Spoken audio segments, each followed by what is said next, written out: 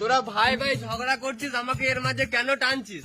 আমি তো সে 2 মুঠো খেচ্ছি আর 1 মুঠো হাঁকছি। আর তুমি সে সারাদিনে 12 বার পাদো, এটা তো বললে না? বেটা এই বয়সে হাগা পাতা ছাড়া কি আর করব? বাবা আমার বাড়িতে খেছে, আমার বাড়িতে হাঁকছে, এটাও দুটো সমান ভাগে ভাগ হবে। ঠিক আছে তাই হবে।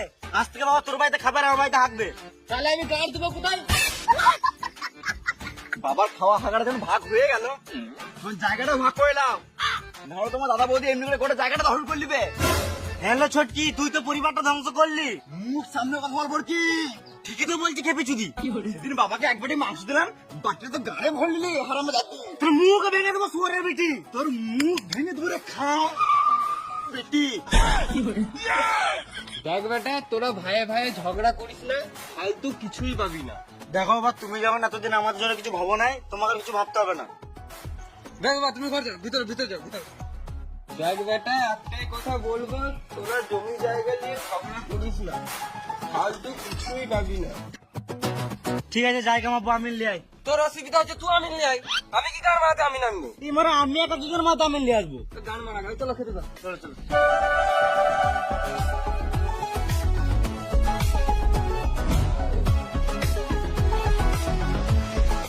খেতে খেতে খেতে পেয়ে গেছে আমার।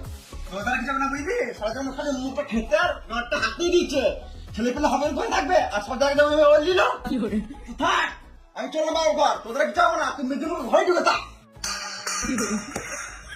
রে তুই কাজে যেতে হবে না, আমি আমিন ডাকছি। টানো টানো,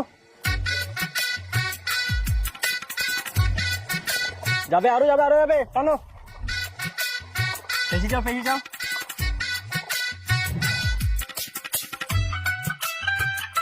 আর কত টানবো? আরো যাবে বাড়ি অব্দি।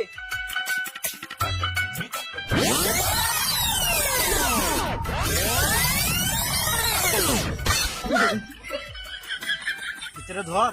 আমি কি গান মারাতে ধরবো? তোর আমিন তুই ধর। তাহলে আমি ভাগে বেশি নেবো তো।